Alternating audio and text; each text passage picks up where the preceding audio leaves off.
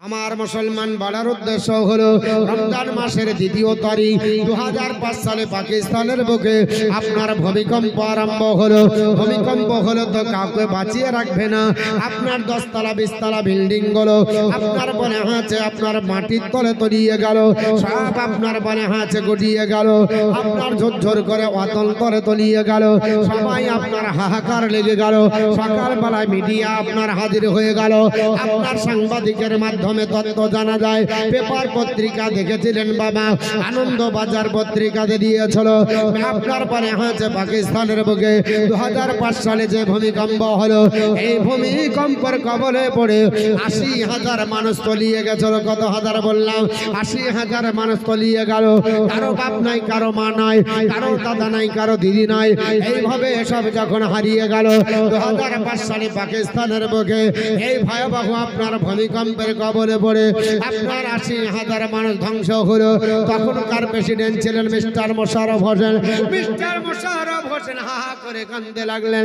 আপনার বলে হাতে সাংবাদিকের সামনে তথ্য দেয়, দেশের মানুষেরা তোমরা আমাকে সাহায্য করো, আল্লাহ প্রদত্ত আযাব নেমে আমার 80,000 জনসংখ্যা আপনার বলে হাতে হারিয়ে গেল।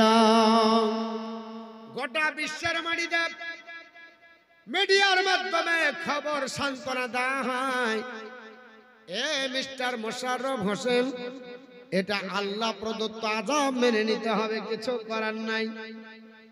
মানুষ হলে ছেড়ে দেবে না, আল্লাহ হলে সবই মেনে নিতে হবে। মিস্টার মোশাররফ হোসেনের মাথা ধরে বসেছিল। আপনার ত্রাণ কার্য চালানো হলো। ঘরের ভিতর থেকে বাইরে থেকে যেখানে পাই ডুবুরির মাধ্যমে লাশ তোলা হয় আর জিসিবি দিয়ে মাটি দেওয়া হয়।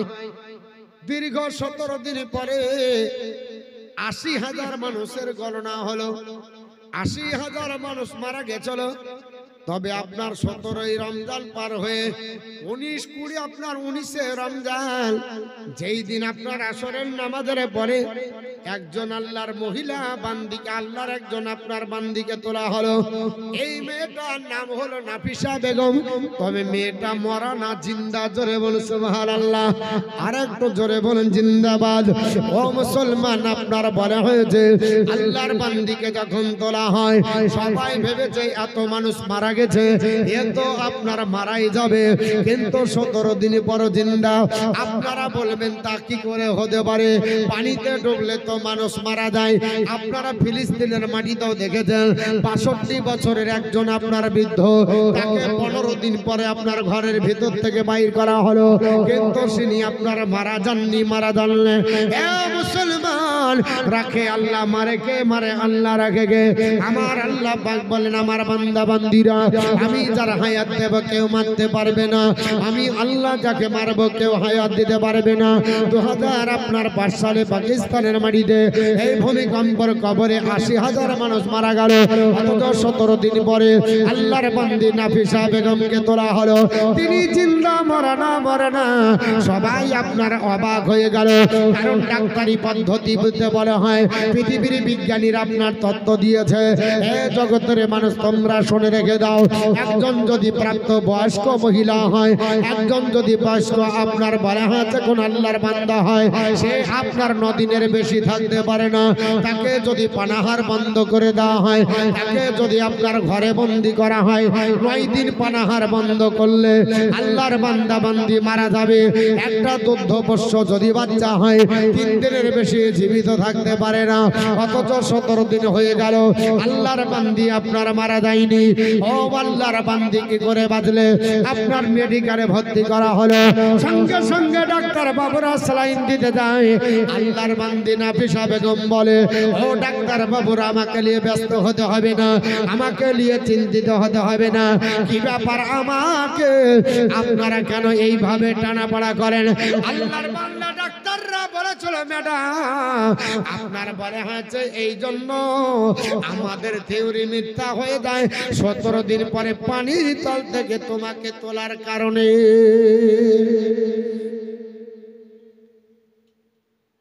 নাফিসা বেগম বলছে 17 দিন পর, মানে আমি দ্বিতীয় রমজান মাসে ইফতার করার পরে কোরআন তেলাওয়াত করতে শুরু করেছি নামাজের পরে। আর আল্লাহকে বলেছি, আল্লাহ যতক্ষণ এশার আজান না হবে কোরআন তেলাওয়াত চলবে। আমি তো পাকিস্তানের মাটিতে এখনো এশার আজান শুনতে পাইনি। জোরে বলুন সুবহানাল্লাহ। যখন বলেছে ডাক্তাররা বলে আর মেয়ে মাথা গেছে, ভুল বলছে, মাথা খারাপ হয়ে গেছে, 17 দিন পরে পানি করে তল থেকে তোলা হলো। আর ই বলছে যে আমি আপনার বলে আছে এখনো আজান শুনতে পাইনি। ওই অবস্থায় নাফিসা বেগম বলেছিল আমার মাথা খারাপ হয়নি, হলে আপনাদেরই হয়েছে। বলে কেন? বলে আমি কোরআন পড়ছি, দেখতে পাচ্ছেন না? আমি কোরআন পড়ছিলাম, আমার হাতে কোরআন ছিল। নাফিসা বেগম কোরআন নিয়ে উঠেছিলেন। ডাক্তার বাবুরা স্যালাইন দিতে গেলেন, স্যালাইন দরকার হলো না। ম্যাডাম পদ্মা আপনার ম্যাডাম আপনার মনে হয়েছে সেই সময় বলেছিল যে আমাদের এটা বিশ্বাসের বাইরে, আপনারাও বলবেন কি করে বাঁচতে পারে, এটা হতে পারে, পানির তলে বাঁচবে কি করে, এটা আপনাদের যুক্তি খারাপ না। কিন্তু আল্লাহর কোরআন যদি বলে যে আমি যাকে বাঁচাবো তাকে বাঁচাতে পারি, এটা সত্য না মিথ্যা? আপনাদের কোরআন পড়া আমাদের কোরআন পড়া আছে। আমরা জানি আজ থেকে ইতিহাস আলগা করেন, বিগত দিনে চলে যান। আল্লাহর নবী হযরতে নূহ আলাইহিস সালাম, আল্লাহ বলেছেন ও নূহ যারা তোমাকে মানছে না সবাইকে নৌকার উপর চড়িয়ে লাও, আমি আল্লাহ প্লাবন দিয়ে সবকে একবারে নাস্তানাবুদ করব। আল্লাহ পাকের নবী নূহ আলাইহিস সালাম এক বুড়িকে বলেছিলেন, বুড়ি মা তুমি সতর্ক থাকো, যেই দিন আল্লাহর আযাব নেমে আসবে, ভূমি আপনার প্লাবন আসবে, সেই দিন তুমি আমার নৌকায় চেপে নেবে। হযরতে আপনার নূহ পয়গম্বরকে বলেছিল বাবা আমি জানতে পারবো না কবে আসবে, তবে তুমি একটু মনে করে আমাকে চাপিয়ে নিও। আল্লাহ পাকের নবী হযরতে নূহ আলাইহিস সালাম বিভিন্ন কাজে ব্যস্ত থাকলেন। আল্লাহ তার স্মৃতি থেকে এই কথাটা উঠিয়ে নিলেন যে বুড়িকে নিতে হবে, কথাটা আল্লাহ তার স্মৃতি থেকে উঠিয়ে নিয়েছিলেন। সবাইকে নিল, বুড়িকে নিতে থেকে গেল। 40 দিন ধরে গোটা বিশ্ব পানির তলে থাকলো। গাছপালা, নদী নালা, পাহাড় পর্বত সব নিচে, একটাই বাতে শুধু যদি পাহাড়। যদি পাহাড়ে 40 দিন পর যেই দিন অবতরণ করেন, 7 রকমের খাবার দিয়ে তারিখুল হুমুক যেটাকে বলা হয় খিচড়ি, ওটা খাবার পর স্বস্তি নেওয়ার পর আল্লাহর কাছে বললেন আল্লাহ এতদিন পর স্বস্তি পেলাম। আল্লাহ তুমি এই প্লাবন দিয়ে গোটা বিশ্বকে ভাসিয়ে দিয়েছো, দেখে আল্লাহর প্রশংসা করে আপনার বলা হচ্ছে কৃতজ্ঞতা স্বীকার করার পরে কিছুক্ষণ পর দেখলেন আস্তে আস্তে পানি শুকিয়ে গেল। গোটা বিশ্ব তিনি ঘুরতে এসে দেখছেন হঠাৎ করে বুড়ি মা কুড়ো ঘরে আল্লাহর ইবাদত করছে। জোরে বলুন সুবহানাল্লাহ। হযরতে আপনার নূহ পয়গম্বর অবাক হয়ে গেলেন, আল্লাহ গোটা বিশ্ব পানির তলে ছিল, বুড়ির ঘর কেন ডুবেনি? জিজ্ঞাসা করছে বুড়ি মা প্লাবনে সব ভেসে গেল, তুমি কোথায় ছিলে? নূহ পয়গম্বরকে বুড়ি মা বলছে হুজুর আপনি তো বলেছিলেন যে প্লাবন আসার আগে আপনার নৌকাটা আপনি চাপিয়ে নেবেন, কবে আসবে বলেন, আমি তৈয়ারি থাকবো। আল্লাহর নবী নূহ পয়গম্বর বলছে প্লাবন এসে প্লাবন শুকিয়ে গেছে, তুমি এখনো খবর পাওনি? বলছে না আমার কাছে তো প্লাবন আসেনি। যদি মুসলমান একজন বুড়ি আল্লাহর নবীর আশিক হয়ে থাকার কারণে গোটা বিশ্বকে যদি আপনার প্লাবন দিয়ে ভাসিয়ে দিয়ে বুড়ির ঘরে যদি প্লাবন না যায়, আল্লাহ পাক পানির তলে নাফিসাকে বাঁচাতে পারে না? পারে না? সে তো আপনার বলা হচ্ছে আমাদের নবীর উম্মত, সে তো দোনো জাহানের পয়গম্বরের উম্মত। আল্লাহ আর আপনার বান্দি বলেছিলেন হে ডাক্তার বাবু আপনাদের থিওরি ভুল হতে পারে, আল্লাহর কোরআন ভুল হতে পারে না। আমি কোরআন বুকে নিয়ে আপনার বলা হচ্ছে বলছি, আমি এটাই নিয়ত করেছিলাম যতক্ষণ এশার আযান না হবে আমি কোরআন স্টাডি বন্ধ করব না। আপনারা আমাকে উঠিয়েছেন, আমি তখনও কোরআন পড়ছিলাম। মুসলমান সেই মেয়েটা পাকিস্তানের বুকে 2005 সালের ঘটনা, আজ থেকে 3 বছর আগেও জেনেছিলাম। মেয়েটা বেঁচে ছিল। আল্লাহ যাকে বাঁচায় কেউ তাকে মারতে পারে না, আর আল্লাহ যাকে মারে কেউ বাঁচাতে পারে না। এই জন্য আমাদের কাজ হবে আল্লাহ পাকের জিকির করা, আল্লাহ পাকে ডাকা। কারণ আল্লাহকে ডাকতে শিখতে হবে। খোদা তোমায় ডাকতে জানি না, আরে খোদা তোমায় ডাকতে জানি না, ডাকার মতো ডাকিলে খোদা কেমন শোনেন না। খোদা তোমায় ডাকতে জানি না, ডেকেছেন নবী আলী খোদারে শোনে গেছেন মিলি, দিয়েছেন পরে দখলে এসে কেরাবানা। খোদা তোমায় ডাকতে জানি না, ডেকেছেন মুসা নবী তোর পাহাড়ে গেলেন চলি। খোদার নরে পাহাড় জালে মুসা জানে না। খোদা তোমায় ডাকতে জানি না,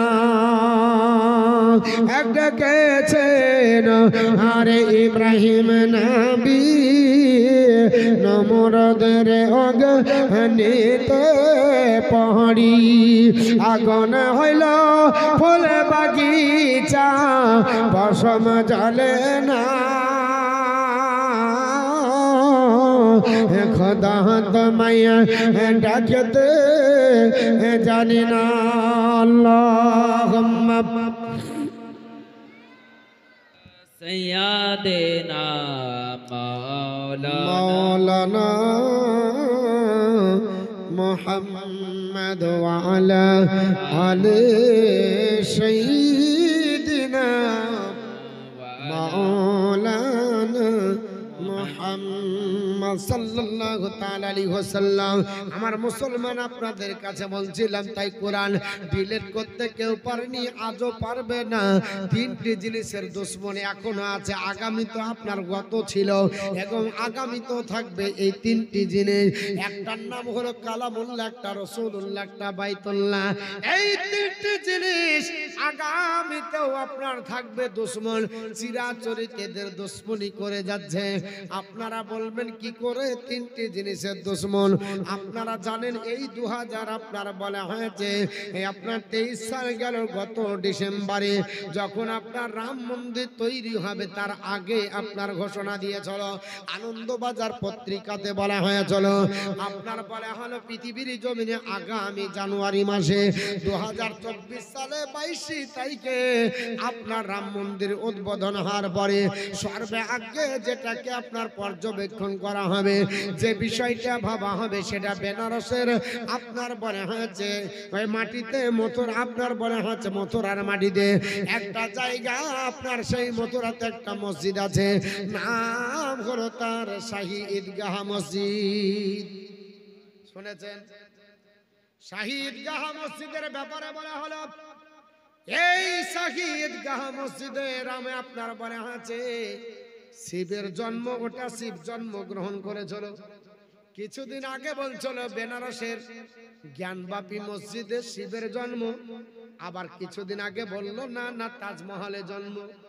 বন্ধুগণ, কত জায়গায় জন্মগ্রহণ করেছে তারা নিজেও জানে না, যাদের বিচার করে ওরাও কিন্তু বিচারও করা জানে না।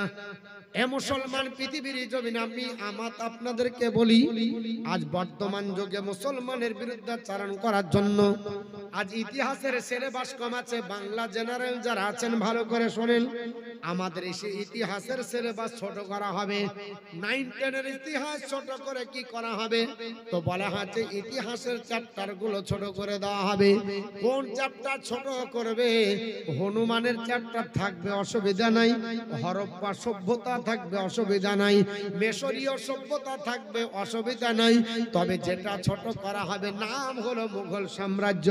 কারণ এরা ভালো জানে, জগৎবাসী শুনে রেখে দাও, ভারতবর্ষের মানচিত্রে সবচাইতে বড় যে সাম্রাজ্য তার নাম হলো মুঘল সাম্রাজ্য।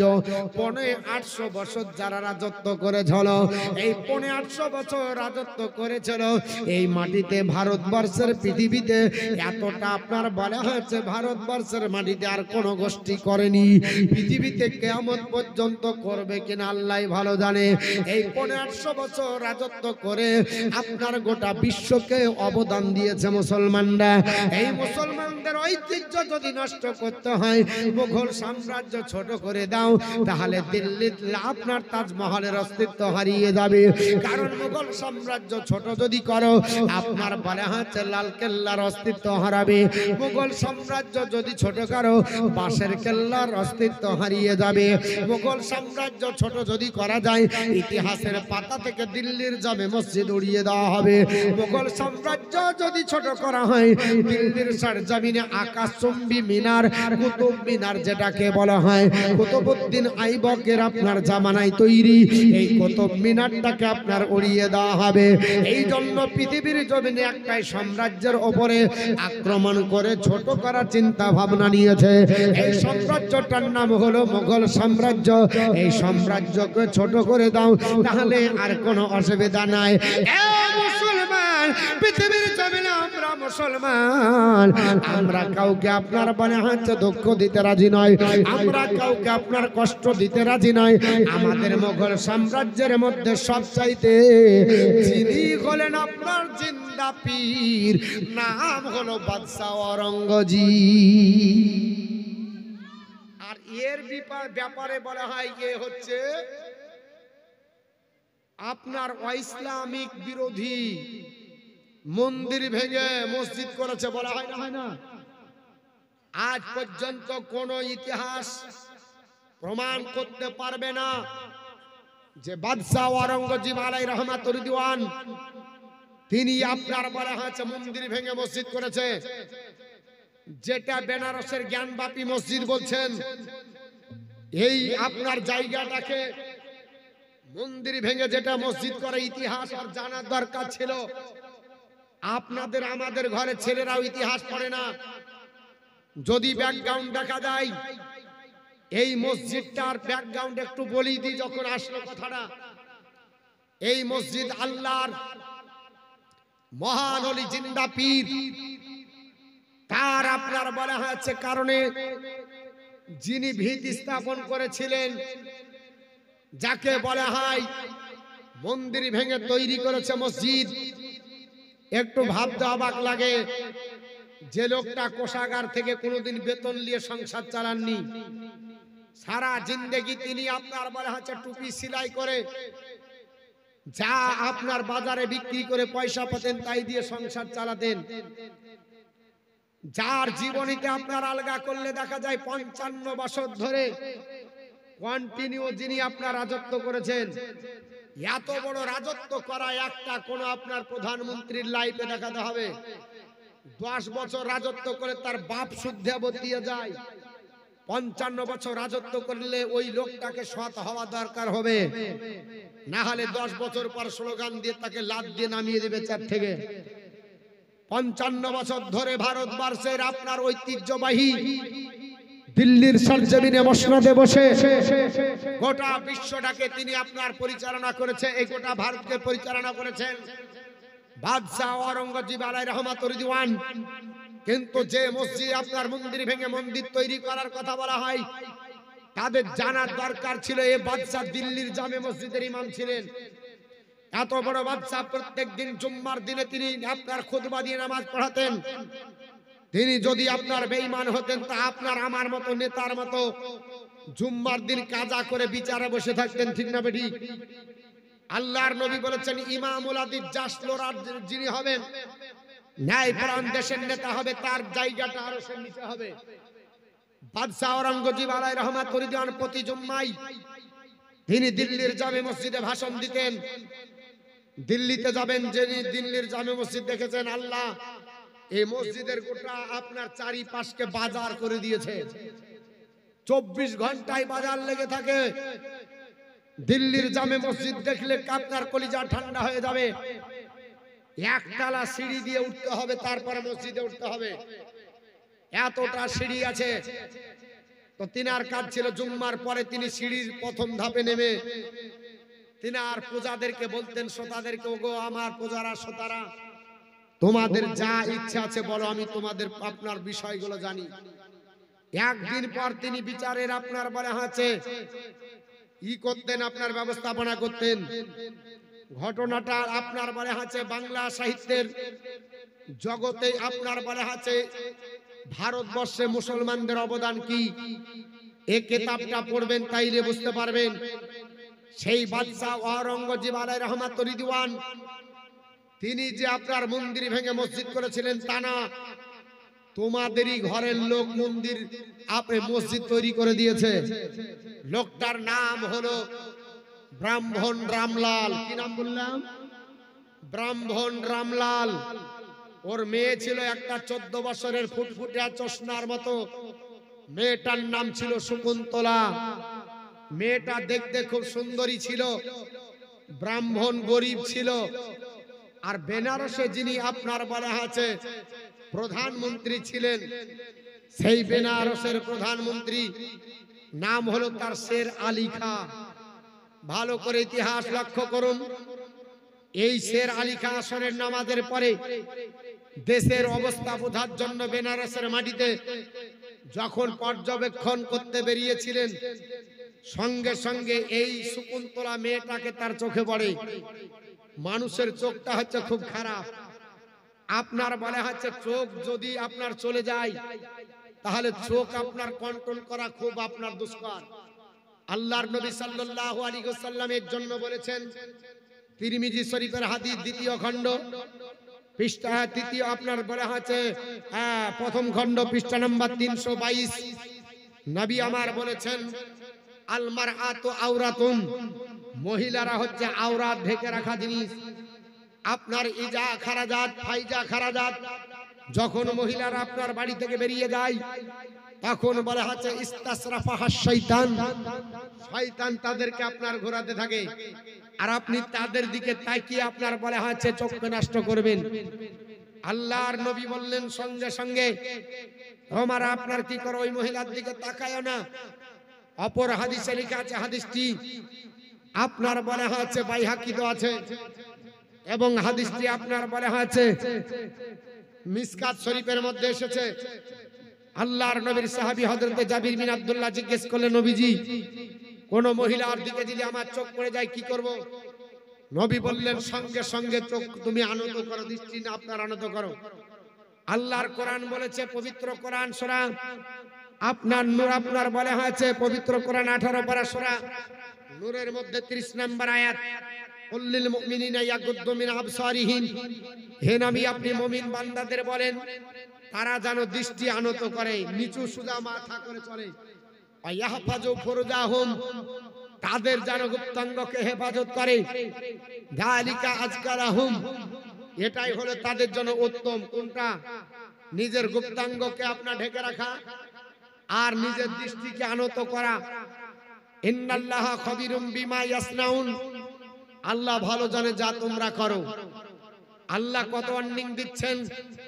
তো বলা হলো ওই মেয়েটাকে দেখতে পাওয়ার কারণে সঙ্গে সঙ্গে শের আলী খার মনের মধ্যে একটা খারাপ চিন্তা হলো, আমি যেহেতু প্রধানমন্ত্রী, অতএব তাকে আপনার বিয়ে করে নিয়ে আমার নিজের দাম্পত্য জীবন সুখের বানাবো। মেয়েটাকে ডাকলো, বলে শোনো তোমার বাপের নাম কি? বলে ব্রাহ্মণ রামলাল। তোমার নাম? বলে শকুন্তলা। বলে তোমার বাপকে বলবে আগামীকাল যেন আমার মন্ত্রীলয়ে হাজির হয়। জোর আপনার বাই প্রেসার চাপ দিল। মেয়েটা আসার পরে বাড়িতে কাঁদতে লাগলো, মন্ত্রী ডেকেছে না জানি কি হয়। ব্রাহ্মণ রামলাল জিজ্ঞেস করলো, মা কাঁদো কেন? বলে আমাদের আপনার এলাকায় আমি ঘুরছিলাম, আমাদের বেনারসের প্রধানমন্ত্রী শের আলী খা আপনার বাই পেশার চাপ দিয়েছে আপনাকে আগামীকাল তার আপনার মন্ত্রীলয়ে যেতে হবে, নহলে হয়তো আপনার গর্দান চলে যাবে। আপনার ব্রাহ্মণ রামলাল তাড়াতাড়ি গেলেন। ব্রাহ্মণ রামলালকে দেখে শের আলী খাঁ তাকে বসতে দিয়ে বললেন, শোনেন, আপনার জন্য দুটো অফার। এক নাম্বার হচ্ছে আমার মতো জামাই পেয়ে আপনি খুশি হবেন। আপনি গরিব মানুষ, আপনার বাড়িতে সংসার চলে না, অতএব আমি আপনার জামাই হতে চাই। আপনার মেয়েটাকে দেখে আমার পছন্দ। ব্রাহ্মণ রামলাল বললে, তা কি করে হতে পারে? তুমি মুসলমান, আমি একজন অমুসলিম হিন্দু। আমি পুজো করি, তুমি ইবাদত করো। আমি পুজো করি, তুমি নামাজ পড়ো। অতএব তোমার সঙ্গে জাতিগত আমার ভেদ আছে, তোমার সঙ্গে আমার মেয়ের বিয়ে হবে না। বলল, যদি বিয়ে না হয় তাহলে তরবারি আছে, দ্বিখণ্ডিত করে দেব। আকপাক করে বাড়ি চলে এসে কাঁদছে ব্রাহ্মণ রামলাল। মন্ত্রী যদি বলে কি করার আছে, জিজ্ঞাসা করলো মেয়েটা আসার পরে শিরস্থানে দাঁড়িয়ে, আব্বা তুমি কেন সারা রাত্রি ঘুমাও না, কাঁদো কেন? আপনার ব্রাহ্মণ রামলাল বলল, মা তোমার মতো সুন্দরী মেয়ের জন্ম দিয়ে আমি বড় পাপ করেছি। তোমাকে দেখে আপনার বলে আছে বেনারসের প্রধানমন্ত্রী আপনার লোভনীয় হয়ে তোমাকে বিয়ে করার জন্য প্রস্তাব দিয়েছে, এটা আমি মেনে নিতে পারলাম না। মেয়েটা বিচক্ষণ ছিলেন, বুদ্ধিজীবী ছিলেন বলে, আব্বা আপনি একটা মাস সময় নিয়েছেন গা। বলে, এক মাস সময় নিয়ে কি হবে? বলে, আমি একটু ভাববো বিষয়টা। বলে, এক মাস পরেও তো বিয়ে করতে, যদি করব বলে করবে। বলে, ঠিক আছে, তবু আমি ঠান্ডা মেজাজে এক মাস ধরে ভাবার পরে আপনার সিদ্ধান্ত নিব। যাবার পরে ব্রাহ্মণ রামলাল বললেন, বাপ যেহেতু তুমি বিবাহ করতে চেয়েছো, আমি তো গরিব মানুষ, কিছু নাই, আমাকে সময় দাও, আমি এক মাস ভাবি আর মেয়েটার জন্য কিছু করি। যাই হোক, আনন্দের বশীভূত হয়ে আপনার বলা আছে বেনারসের প্রধানমন্ত্রী শের আলী খাঁ এক মাস সময় দিয়েছিলেন। যেই দিন শেষ দিন হবে বৃহস্পতিবার দিবাগত রাত্রি 29 তারিখ, আর 30 তারিখ হবে জুম্মার দিন। এই রকম হয়ে যাবে। ঠিক 29 তারিখ দিবাগত রাত্রিতে বাপের কাছ থেকে ছেলের পোশাক প্যান্ট শার্ট পরে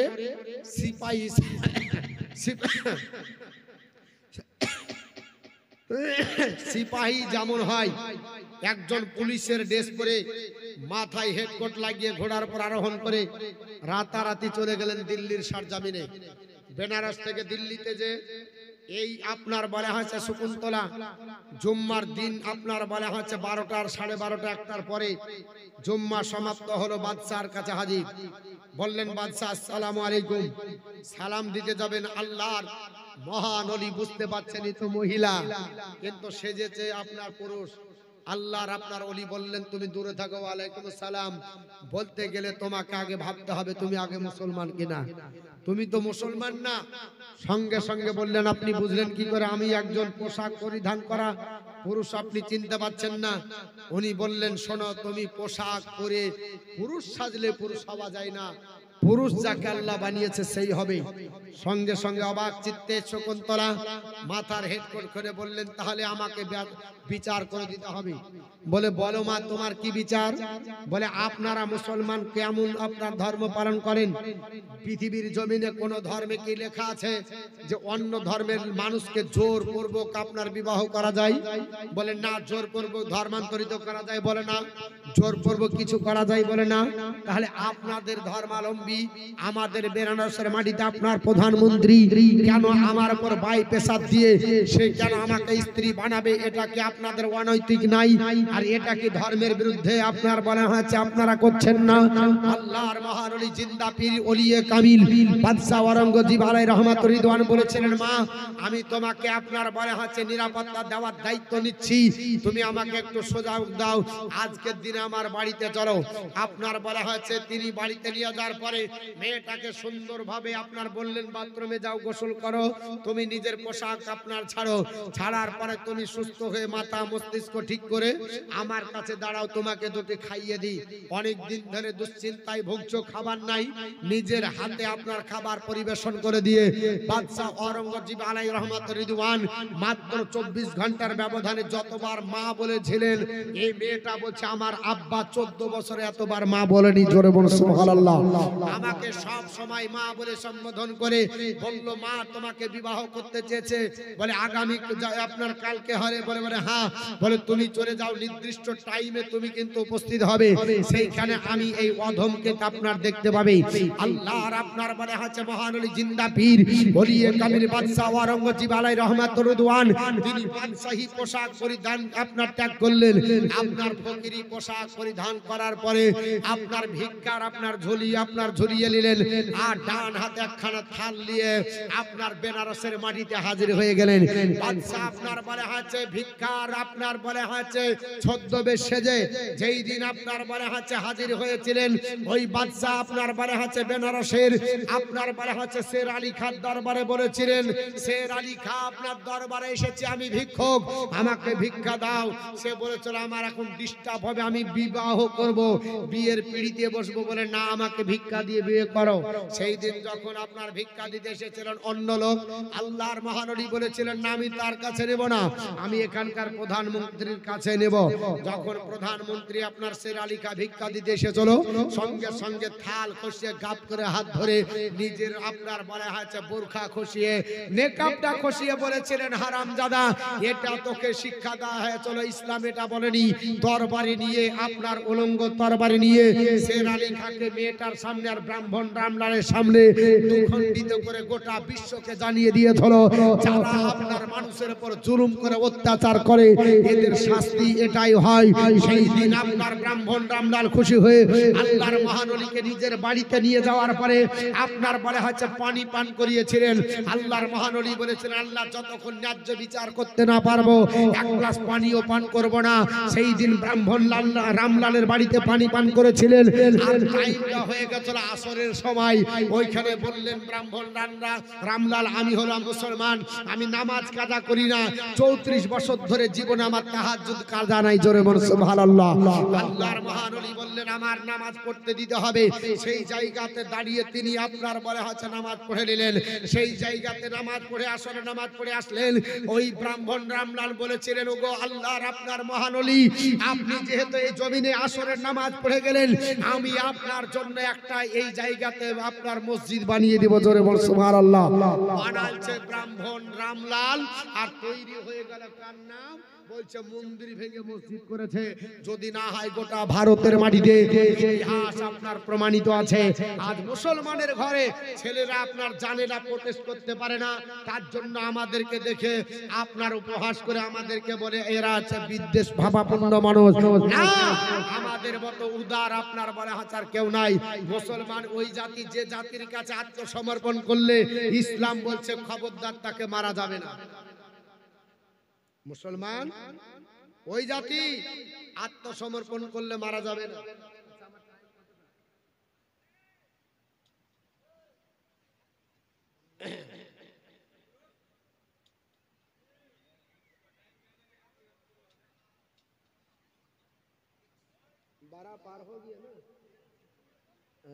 ঠিক আছে তো দেখেন, আচ্ছা দরুদ শরীফ পড়েন, আমি আপনাদেরকে কাছে চালিয়ে যাই। হ্যাঁ, আজকের যে বিষয়টা সেটার উপরে আপনার আলোচনা হবে, কারণ আমি জানি আপনাদের দিকে জীবনে জীবনে পছন্দ করেন, কিন্তু এখন আর কিসসা কাহিনী বলে আর লাভ হবে না। আপনাকে প্রতিবাদী বক্তব্য রাখতে হবে, প্রতিবাদ করতে হবে। আজ এর জন্য আপনার কিসসা কাহিনীতে পার হয়ে যাচ্ছে। আসলে মুসলমানদের যেটা দরকার সেটা আমরা দিতে পাচ্ছি না, এটা আমাদের দুর্ভাগ্য। এর জন্য বাপ এই কথাটা বলছি, খারাপ লাগছে আপনাদের, কিন্তু সব খাবার সবার হজম হবে না, সব খাবার সবার হজম হবে না, অভ্যাসের ব্যাপার আছে। পেটের যদি দোষ থাকে আর আলু চালের রুটি দিলে হবে, পাতলা পায়খানা হবে। তো এরকম আছে বক্তব্য শোনার কালচার লাগে, যে এলাকায় যে কালচার হয়েছে ওটা হলে ভালো লাগবে। আমার বক্তব্য সব এলাকায় ভালো লাগে না, সবাই ভালোবাসে না। আমি যুবক ছেলেদেরকে বলি, যুবক তোমরা এগিয়ে আসো, তোমাদের দরকার আছে। কারণ যুবকেরা আপনার বলা হচ্ছে এই সমস্ত বক্তৃতাকে শুনে তারা স্টাডি করবে, পড়বে, তারা সত্যটাকে তুলে ধরবে মানুষের কাছে। একবার দরুদ শরীফ পড়েন, আল্লাহুম্মা সাল্লি আলা সাইয়্যিদিনা মাওলানা মুহাম্মাদ ওয়া আলা আলি সাইয়্যিদিনা মাওলানা মুহাম্মদ সাল্লাল্লাহু তাআলা আলাইহি ওয়াসাল্লাম। যেটা বলছিলাম বাপ, যে ইসলাম এমন একটা ধর্ম যে ইসলাম ধর্মের ভিতরে কোনো গুজামিন নাই, যাকে পরাস্ত করার মতো কোনো ধর্ম নাই। আমরা সেই ধর্মাবলম্বী, আমরা মার্দে মুজাহিদ। তবে এই জালসা উপলক্ষে আজ কালেকশন হবে না, তবু একটু সামথিং আপনাদের কাছে আমাকে ইঙ্গিত দিয়েছে। 5টা ব্যক্তির কাছে মাত্র 1000 টাকা করে নেব। আছে কোন আল্লাহর বান্দা 1000 টাকা করে দিতে পারবেন? কোন আল্লাহর বান্দি দিতে পারবেন? আমি আপনাদের কাছে 1000 টাকা করে